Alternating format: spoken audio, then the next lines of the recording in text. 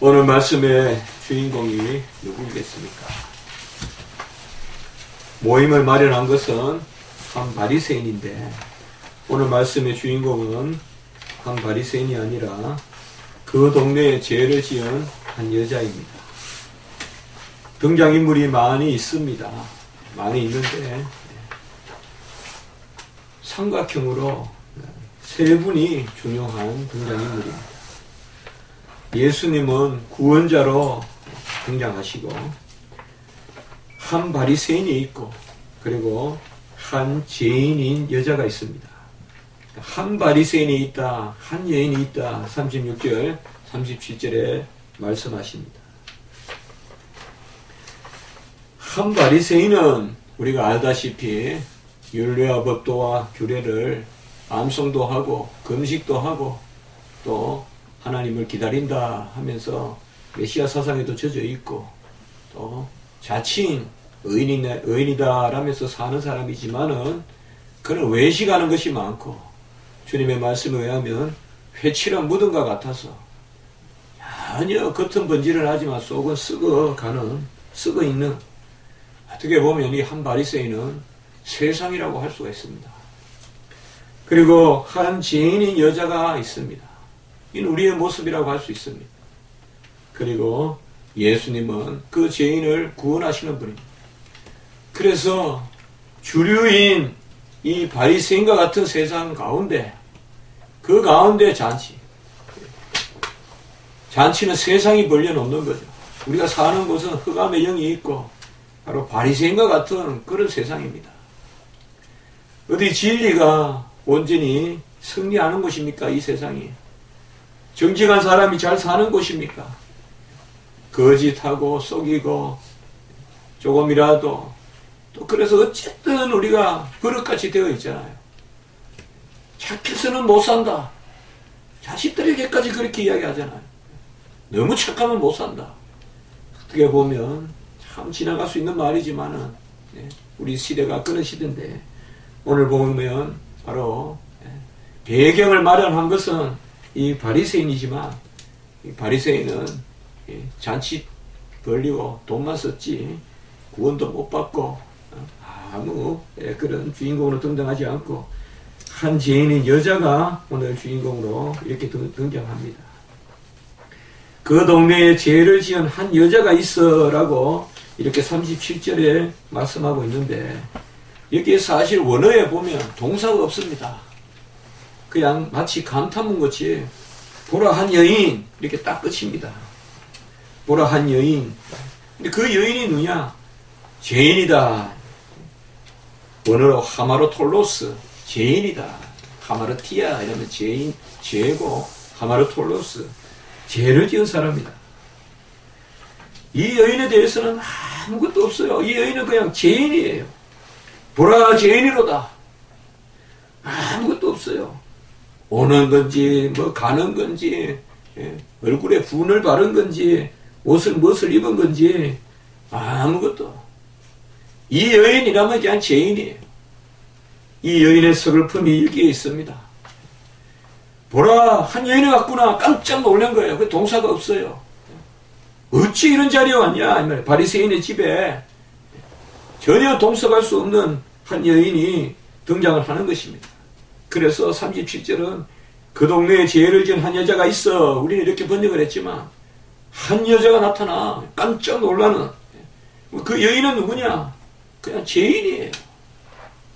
우리가 뭐 보면 옛날에 거지다, 미쳤다 뭐 이렇게 사람을 그냥 딱 한마디로 평가하잖아요. 다른 거 아무것도 안 보잖아요. 그 여자는 죄인이다. 이 여인이 향유 담은 옥합을 가지고 왔습니다. 향유 담은 옥합을 가지고 왔어.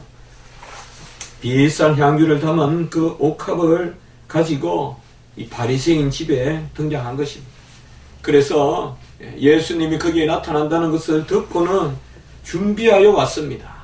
그냥 무작정 나타난 것이 아니고 준비하여 나타나서 준비는 많이 했지만은 그 자리는 만만한 자리가 아닙니다.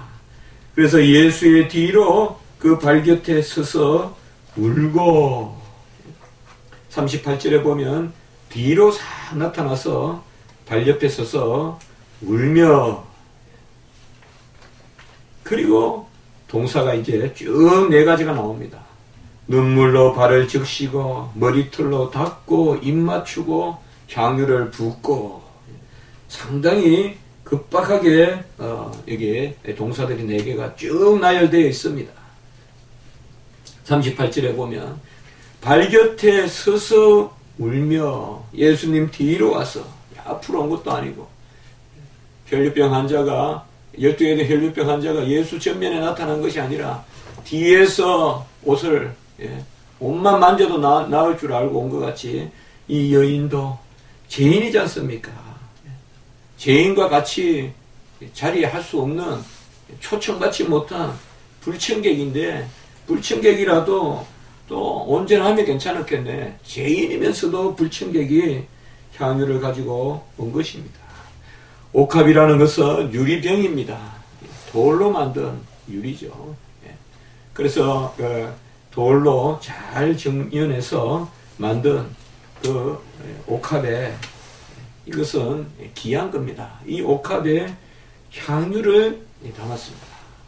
이 향유도 우리가 원어에 보면 무론이라고 되어 있는데, 이 향유도 여러 종류가 있는데 이 최고급의 향유를 의미합니다. 이 최고급의 향유는 뭐냐? 부으면 사라지는 거예요. 부으면 사라지는 거예요. 금방 향기가 날아가는 거예요. 그러니까 오래 자국을 남기지도 않고, 그러니까 좋지 않은 그런 향유는 부으면 뿌옇게 이렇게 자리도 있고 흔적도 있지만, 이 향유는 그야말로 탁 깨트려서, 한번 깨트리면 이제 두 번은 못 쓰고, 한번 딱 깨트리면 깨트리는 거예요. 그러니까 붓고 닫고 하는 게 아니라 딱 향유를 깨트려서 딱 들이면 그것으로 이제 더 이상 확 날아가 버리기 때문에, 그게 좋은 향유이기 때문에 더 이상 쓰지 못하는. 어떻게 보면 여기 오늘 상황은 상당히 은밀해요. 뒤로 딱 접근을 해서 울면서 뒤로 접근을 해가지고 눈물로 발을 적시고, 그리고 그 머리털로 닦고, 그 발에 입 맞추고 향유를 붓고. 이것이, 저는 이걸 읽으면서, 말씀을 보면서, 이게 머물러 있는 게 아니에요. 사뿐사뿐 은밀하게 탁 터뜨리고 그냥 날아가는 그런 어떤 흔적도 없이 땅에 흔적을 남기는 것이 아니라, 쓸데없는 것은 부어놓으면 흔적이 있고 자리 잡고 뭘 했니 하지만은, 진짜 귀한 향유는 탁 깨뜨리면 그냥 한번 자기 영감을 드러내고 날아간단 말이에요. 상당히 보면 은밀해 보이고 순간적이고 흔적을 남기지 않는 그런 분위기라는 것을 알 수가 있어요. 막 자랑하는, 가슴을 내길고 시장에서 기도하고 서서 말씀 외우고 하는 그런 바리새인과는 달리 은밀하게 와서 가장 귀한 것을 탁 터뜨리고 가버리는 그런 모습을 우리가 볼 수가 있습니다. 그녀는 눈물로 발을 씻었다고 이렇게 말씀합니다. 눈물이 뭡니까? 이건 존재입니다. 제가 이상하게 교회를 개척하고부터 이 존재라는 말이 너무 좋은데요. 소유가 아닙니다. 눈물은 존재입니다. 눈물은 내 자신이지 어디서 빌려오거나 주머니에 넣었다가 주는 것이 아니에요. 눈물은 존재입니다. 존재예요. 눈물은 인위적이지 않아요. 진심이에요. 눈물은 인위적으로 못 짜내요. 눈물은 내 마음의 감동으로서, 이 마음의 움직임이 없이는 눈물을 흘릴 수가 없어요. 눈물로 발을 씻겼다. 내 자신을 드리고 진정 드렸다 이 말이에요. 진심으로 드렸다 이 말이에요. 눈물은 자기의 것이요 가식이 없는 것입니다. 이것을 얼마나 흘렸는지, 발을 씻을 만큼 눈물을 흘렸다. 이런 눈물이 무슨 눈물일까요? 유명한 주석학자 벵겔은 그의 주석을 보니까 우아한 존경이다 이렇게 썼습니다. 가장 우아한 존경을 우리 예수님께 보였다. 발을 씻길 만큼 눈물이 났다. 이 눈물은 이제 우리가 후에 보면 죄사함의 눈물입니다. 하나님이 주시는. 그래서 이 여인이 얼마나 기도하고, 우리가 기도 생활하지만은 이런 눈물이 언제나 나오는 게 아니잖아요. 하나님이 내 마음을 감동시키고 정말 얼마나 노심초사하고 내가 주님 앞에 나갈 수 있을까? 하필 주님이 바리새인 집에 있어요. 세리와 창기 집에 있으면 내가 가기가 오히려 쉬울 텐데 나도 죄인이기 때문에. 그러나 높디 높은 벽과 같은 바리새인의 집에 있는데 내가 거기 갈 수 있을까? 그리고 주님이 이 향유를 받으실까? 이 향유를 어디에 쓸까? 노심초사하는 것이 팍 터진 것이 바로 이 눈물이에요. 그래서 그 눈물을 쭉 흘리면서 머리털로 그 눈물이 묻어있는 그 발을 닦아주는 것입니다. 머리털은 여인에게 있어서는 가장 귀한 것입니다. 머리털은 미의 벼슬입니다. 제가 유학했던 거기에 그 메리 여왕이 있죠. 메리 여왕. 스코틀랜드에 메리가 있고 잉글랜드에 메리 여왕이 있습니다. 잉글랜드의 메리 여왕은 우리가 블러디 메리라고 해서 피의 메리, 로마 캐톨릭을 다시 수입해서 아주 종교 탄압을 많이 했죠. 스코틀랜드에도 또 메리 여왕이 있어요. 어떻게 보면 더 기구한 사람은 잉글랜드의 메리 여왕은 상당히 잔인했고 어떻게 보면 참 대단한 여장부였죠. 그러나 스코틀랜드의 메리 여왕은, 여러분들 스코틀랜드 그 수도 에딘버러 제가 공부했던 그곳에 가보면 그 성이 있는데 그 성이 다 이제 메리 여왕이 마지막 거기 있었던 성인데, 이 메리 여왕이 끝까지 또 스코틀랜드 메리도 존 녹스하고 부딪혔죠. 우리 장로교를 세우신.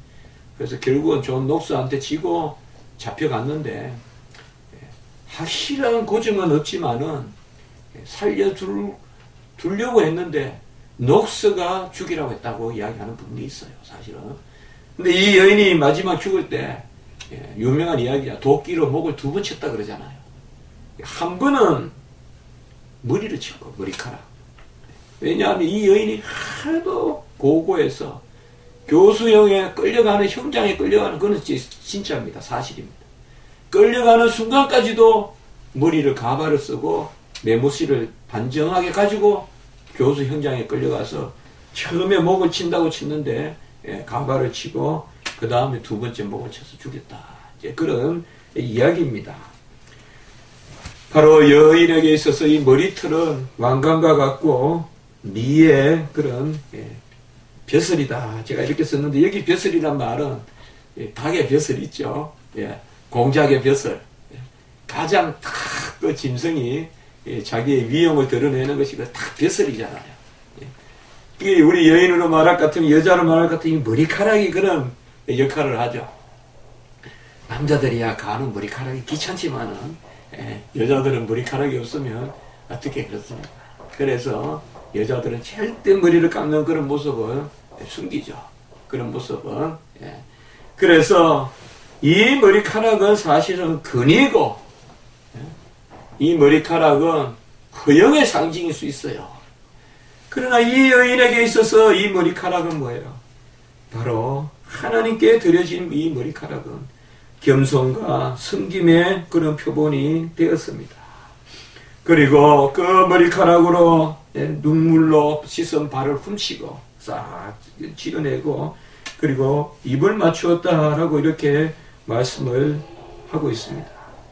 입을 맞추고, 이것은 먼저 우리가 기억해야 될 것은 자기 자신을 먼저 드렸다. 향유를 드리기 전에 자기 자신을 드렸다. 우리 마음을 드리지 않고 재물을 드리는 것이 아니라 먼저 자기 자신을 드리고 자기 자신의 눈물을 드리고, 이 눈물은 제가 아까 자기 존재라 그랬죠. 로마서 12장 1절, 네 자신을 영적 산제물로 드리라. 네 몸을 영적 산제물로 드리라. 바로 예수님 앞에 몸을 드리는 모습이죠.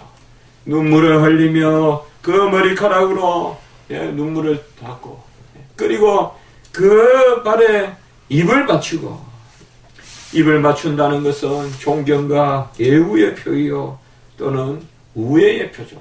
아무리 존경해도 사랑이 없으면 입을 맞추지 못하죠. 이것은 예수님의 사랑이 친근하게 와닿은 거예요. 여기에 가장 우리 기독교의 사랑의 핵심이 있는 거예요. 가장 존귀하고 가장 우리에게 경외해야 될 하나님의 아들이시만 그 하나님은 또한 가장 우리에게 친근하신 분이다. 우리가 입 맞추실 분이다. 그 발에 입을 맞추고 제가 또 어느 다른 주석을 보니까요. 이 렌스키 주석, 제가 렌스키 주석을 참 좋은데 보니까요. 렌스키 주석에 보니까 그녀는 그녀의 회개한 영혼을 그의 발에 놓으려고 온 것이다. 이렇게 참 아름다운 한 줄의 주석이 구석에 이렇게 있더라고요. 그녀의 회개한 영혼을 그의 발에 놓으려고 온 것이다. 먼저 자기 자신을 하나님 앞에 드렸습니다. 중요한 건 향유라기보다도 향유를 깨뜨려서 이 여인이 기양단보다도 향유는 먼저 하나님께 그의 모든 자신을 드리는 그런 부수물로서 향유지 마음이 없는 그런 향유는 무슨 향유가 가치가 있겠습니까? 이 향유보다 더 귀하고 비싼 것을 하나님께 드린 사람이 얼마나 많겠습니까? 그러나 이 여인이 이렇게 길이 기념이 되는 것은 이 여인의 중심이 주님께 가닿았기 때문입니다. 시몬은 이 모습을 보고 오히려 마음이 재성의 마음이 발동을 해서 예수님에 대한 두 가지의 그런 시험의 마음을 갖습니다. 예수님이 이것을 분별할 수 있는가? 오늘 말씀에 보면 지켜보는 것입니다. 그래서 두 가지라고 생각해 볼 수가 있어요. 예수가 과연 저 사람이 죄인인지 알아낼 수 있는가? 예수님이 과연 눈이 밝아 있는가? 엘리 제사장 같이 분별하지 못하는 거 아닌가? 아니, 분별력이 있는가? 그것도 한번 훔쳐봐 보고, 그 다음에 두 번째, 죄인이라면 분명히 배척할 텐데, 이쪽에 두 가지 시험이에요, 이게 지금 예수님에 대해서. 예수님에게 분별력이 있는가? 그 다음에 예수님이 죄인과 한 자리에 앉는 분인가? 죄인과 한 자리에 앉으면 부정한 사람이니까. 이것을 시험하는 것입니다. 이때 우리 예수님께서는 내가 분별력이 있다, 내가 죄 있는 사람을 배척한다 아니다 그렇게 하지 않고 우리 하나님의 아들의 지혜로 질문을 던지죠. 그 질문이 500데나리온, 50데나리온을 죄를 지었는데 그것을 갚아주었을 때 누가 그를 더 사랑하겠느냐라고 이렇게 질문을 합니다. 그것은 우리가 질문할 거리도 없죠. 여러분. 죄를 사해 줬는데 작은 거 하나 용서하는 거, 휴지 하나 버렸는데 괜찮다. 그런 거야. 조금 감사한 것이지만 집에 그냥 가보를 깨뜨렸네. 가보를 가지고 그냥 팽이 치듯이 그냥 가지고 놀다가 깨뜨리면 얼마나 그냥 잠이 안 오고 부모님에 대해서 밤새 힘들 거 아니에요. 혼나면 어떠나. 그것을 괜찮아. 저도 살면서 막 어릴 때 잘못한 것도 많았는데 근데 부모님들이 거의 보면 넘어가더라고요. 까먹고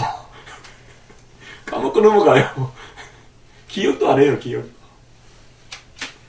군대에서도 그러잖아요. 여러분들 너들 내일 두고 보자 그거 생각하고 계속 밤에 잠 못 자면 그 사람은 좀 못 살아요. 근데 군대에서 내일 두고 보자는 거 기억하는 사람 별로 없어요. 병장이 이병 보고 너 다음에 두고 보자. 다음에 물어보면 그 이병은 막 벌벌 떨죠. 이제 병장한테 언제 맞을까? 너 다음에 죽을 줄 알아. 내가 아따 100대 맞을 줄 알아. 이러면 이병은 막 100대 맞을 줄 알고 벌벌 언제 이렇게 만나 하고 빨리 맞지 않은데 나중에 병장한테 이제 좀 분위기 좋을 때 라면이라도 먹으면서 병장한테 아이고 저때 나 100대 때린다는데 어떻게 내가 그런 적 있냐? 이렇게 말죠. 그럴 때가 많죠. 사실은 죄가 크면 클수록, 근데 42절을 우리가 잘 봐야 돼요. 죄를 탕감하여 주었으니 둘 중에 누가 그 사랑하겠느냐.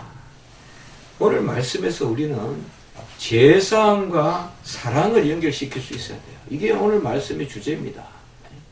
하나님이 죄를 사하여 주고, 우리 예수님께서는 죄사함을 누가 기뻐하겠느냐, 감사하겠느냐, 그걸 넘어서서 42절에 보면 죄를 탕감시켜 주었더니 누가 그를 더 사랑하겠느냐. 둘 중에 누가 그를 더 둘 중에 누가 더 사랑을 하겠느냐. 이렇게 말씀을 붓고 있습니다. 그래서 오늘 주님의 이 말씀의 주제는 바로 죄사함을 받았을 때 누가 더 사랑을 하느냐. 많은 죄를 탕감받은 사람이 더 사랑할 것이다. 이것을 오늘 주제로 말씀을 담고 있습니다. 바리새인은 발 씻은 물도 주지 않았습니다. 발 씻을 물이라는 것은 당연히 줘야 되는 것인데, 자기 집에 초조했으면 당연히 줘야 되는데 주지 않았습니다. 이것은 한마디로 예수님을 초대는 했지만은 경멸하는 자세입니다. 그리고 이 바리새인인 시몬은 입도 맞추지 않았다고 했습니다. 이 평화의 입맞춤이라고 하는데요. 45절에 보면 입맞추지 않았다, 이 말은 바로 친구로 여기지 않았다는 뜻입니다. 그 친구는 입을 맞춥니다. 샬롬에 입을 맞춥니다. 입도 맞추지 않았다. 그리고 세 번째, 시몬은 기름도 가져오지 않았습니다. 감람유도 붓지 않았다. 감람유가 바로 뭐예요? 올리브 기름이에요. 가장 흔한 기름입니다. 음식할 때 쓰는 기름입니다. 이것을 또 다용도로 씁니다. 오늘날은 우리가 참 비쌉니다만 이런 기름도. 그러나 이 기름을 붓지 않았다는 것은 한마디로 환영하지 않는다는 뜻입니다. 그래서 여기 세 가지가 뭐냐? 이 바리새인의 태도예요. 바리새인은 발 씻을 물도 주지 않았고, 이것은 하나님의 아들을 경외하기는커녕 하나님의 아들을 밑으로 내려서 본 거예요. 업신여긴 거예요. 그리고 평화의 입맞춤도 하지 않았다. 이것은 사랑의 우애를 드러내는 것이 아닙니다. 냉랭한 것입니다. 뭐 네가 뭔데 하면서 그냥 차갑게 대하는 것입니다. 아까 제가 말씀을 드렸죠. 이 여인은 입맞춤을 했다, 이 말이죠. 그 발에 입맞춤을 했다. 가장 존귀하신 하나님의 아들에게 사랑을 표현하는 거죠. 이것은 이미 사랑을 받았다는 걸 의미하죠. 그리고 시몬은 기름도 붓지 않았다, 이거죠. 한마디로 기본적인 그런 예우를 갖추지 않았는데, 이 여인은 이제 예수님께 칭찬을 받는 것이죠. 이 여자는 눈물로 내 발을 적시고 그 머리털로 닦았다고 했습니다. 물 대신에 눈물. 우리는 이제 예수님께 물을 드리는 그런 자리에 있지 않습니다. 베네의 영화에 보면 예수님께서 십자가에 잡혀가실 때 물을 주는 그 베네의 모습이 나오죠. 우리는 그런 물을 하나님께 드릴 수는 없지만 이제는 심령의 눈물을 드려야 될 줄 믿습니다. 이제는 그런 물리적인 물이 아니라 예수님을 물리적으로 생리적으로 가라한 예수님께 해용의 그런 접을 묻혀서 드리는 그런 것이 아니라 이제 우리는 예수님께 눈물을 드려야 됩니다.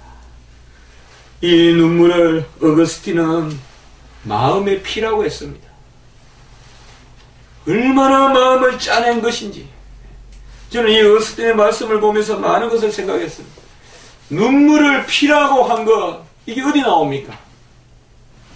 눈물이 땀방울이 피와 같이 흘렸다는 것. 겟세마네 동산에서 나오죠. 겟세마네 동산에서 땀이 피가 되도록 기도하셨다 그러죠. 그 땀을 우리가 눈물이라고 봐도 될 것입니다. 바로 이 여인은 물 대신에 눈물을 하나님 앞에 드렸습니다.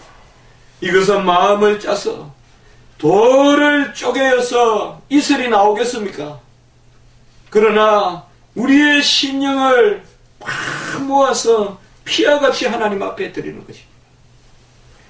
온갖 억눌림, 그런 서러움과 온갖 세상에서 멸시당하는 것들과 정말 세상에서 저 여인은 죄인이다라고 딱 주홍글씨를 쓰고 다니는 이 여인에게 바로 예수님이 아니면 예수님께 내 눈물을 바치고 예수님께 내 피를 바치고, 어거스틴은 그리하여 이 눈물을 마음의 피다 이렇게 이야기했단 말이에요. 그저 하나의 수사로 보면 그러려니 하겠지만 얼마나 이것이 간절한 것인지 그것을 하나님께 드렸단 말이에요. 그리고 그는 수건이 아니라 머리털로 예수님의 자기의 눈물로 머리털로 그것을 닦아드렸습니다. 예수님의 상처를 깨끗이 닦아드리는 그런 모습입니다. 미래의 예수님의 어떤 고난 당하시는 것을 바라보는 모습이에요. 눈물로 닦아드렸다는 것은 예수님의 고난을 메워주는 거예요. 예수님의 고난을 닦아주는 거예요. 우리도 지금 예수님의 육체가 없지만 우리 애가 그 예수님의 고난을 내 자네 체험으로, 지난주에도 말씀을 봤지만 그런 자리에서 우리가 나아가야 되는 것입니다. 그리고 이 여인은 보통 기름이 아니라 향유를 준비해서 이 여인은 부었습니다. 가장 귀한 것을 하나님 앞에 드렸습니다. 이 향유의 값이 얼마나 되는지 이런 것을 우리가 알 수가 없습니다. 여러분들 여기에 나오는 여인이 막달라 마리아다라고 우리가 생각할 수도 있지만 옛날에는 그렇게 많이 해석을 했는데 요새는 그렇게 보지 않습니다. 여러분들 여기는 그냥 한 여인이라고 생각하시면 돼요. 꼭 요한복음 20장에 나오는 그런 마리아라고 볼 필요는 없습니다. 한 여인입니다. 그러므로 여기 향유도 우리가 값이나 이런 것을 너무 요량할 필요는 없습니다. 47절에 보면 오늘 말씀에 바로 가장 핵심이 여기에 있습니다. 이러므로 내가 내게 말하노니 그의 많은 죄가 사하여 줬도다. 이는 그의 사랑함이 많음이라. 먼저 죄사함을 받고 사랑의 열매가 나타난 것입니다. 사함을 받은 일이 적은 자는 적게 사랑하느니라 이렇게 말한 것으로 보아 확실히 알 수가 있죠. 로마 캐톨릭은 여기에서 그들의 교리를 하나 만들어내는데 그것이 바로 사랑을 해야 사함을 받는다는 거예요. 이 거꾸로 해석을 해요. 이 여인과 같이 눈물을 흘리고 그리고 그 눈물을 머리털로 닦고 입을 맞추고 이 공로가 있기 때문에 그저 믿음으로만 되는 것이 아니라 공로가 있기 때문에 사함을 받았다고 했지만 그것은 말씀에 입에되는 거예요. 47절의 말씀에 보는 뭐예요? 제사함을 받았기 때문에 그 열매로 사랑이 나타나는 거예요. 그러므로 이 여인은 이미 제사함을 받은 거예요. 이것을 우리는 이 여인이 눈물을 흘리고 향유를 붓기 전에 이미 하나님의 역사가 일어났다고 봐야 되는 거예요. 그래서 여기에서 제가 아까 말씀을 드렸죠. 급박스럽게 구원의 역사가 나타나는 거예요. 급작스럽게. 무슨 밋밋하게 천천히 그게 아니라 오늘 본문의 말씀은 향유와 같아요. 싹 부으면 깨서 없어지는 향유와 같은데 여기에 보면 바로 먼저 그가 죄사함을 받았기 때문에 너의 죄가 사하여 줬도다. 그래서 사랑함이 많으니라. 오늘 설교 제목이 사랑함이 많으니라 많음이라 이야기했는데 이 사랑은 바로 예수님의 제사함의 열매입니다. 하나님이 우리를 먼저 죄를 사하여 줬기 때문에 우리가 하나님을 사랑하는 것입니다. 그렇게 보면 사랑은 하나님이 주시는 우리 구원의 열매입니다. 내가 먼저 사랑하여서 죄를 사함을 받는 것이 아닙니다. 주로 그렇게 해석을 많이 하는데 그것은 잘못된 해석이에요. 이 여인과 같이 헌신해야 구원을 받는다라고 말하면 안 된다 이 말이에요. 어디에도 그렇게 말하고 있지 않아요. 먼저 죄사함을 하셔서 그래서 사랑함이 넘친다. 로마 캐톨릭 아까 말씀드렸지만은 로마 캐톨릭은 공로 있는 신앙, 공로 없는 신앙. 그래서 공로 있는 신앙이 참 구원에 이른다. 그래서 가장 대표적으로 이 구절을 비유로 듭니다. 오늘 이 말씀을. 그래서 이 말씀을 잘못 해석해서 로마 캐톨릭은 우리 인생에 하나님의 은혜만으로는 되지 않고 믿음만으로는 되지 않고 우리의 공로가 있어야 구원에 이른다고 그렇게 해석하는 본문이 바로 이 본문입니다. 이 여인과 같이 헌신해라. 옥합을 깨뜨려라. 눈물을 흘려라. 입을 맞추어라. 그러면 구원을 받는다. 그게 아니라 이 말이에요. 분명히 47절은 뭐예요? 사랑함이 많음을 보니까 제사함이 있다 이 말이에요. 그래서 제사함을 적게 받은 사람은 적게 사랑하고 제사함을 많이 받은 사람은 많이 사랑하는데 누가 하나님의 제사함의 은혜를 많이 받았느냐? 그것은 말할 것도 없이 저기 바리새인이 아니라 바로 이 여인이다 이 말이에요. 바리새인은 누가 봐도 열이면 열 전부 바리새인이 하나님의 은혜를 많이 받았다고 생각하겠죠. 우리가 그때의 상황으로 돌아가 봅시다. 전부 그렇게 생각하겠죠. 그러나 예수님은 분명히 말씀드렸죠. 이 바리새인과 여인을 구별하면서 너는 물도 안 주었는데 저 여인은 눈물을 흘려 주었고 너는 나에게 입도 맞추지 않았는데 저 여인은 나에게 발에 입을 맞추었고 너는 감람유도 붓지 않았는데 저 여인은 물론 가장 귀한 향유를 부어주었고 그런 저 여인의 사랑을 봤을 때 저 여인이 더 큰 은혜를 받은 것이 아니겠느냐. 열매로 알리라. 열매로 알리라. 우리의 사랑의 열매로 우리 구원의 은혜가 표로 나타난다 이 말이에요. 그래서 전혀 다르게 지금 주님이 말씀하시는 거죠. 그래서 48절에 보면 내 죄 사함을 받았느니라. 49절에 보면 누구이기에 죄를 사하느냐. 아무도 이것을 믿지 않는다. 무리들이죠.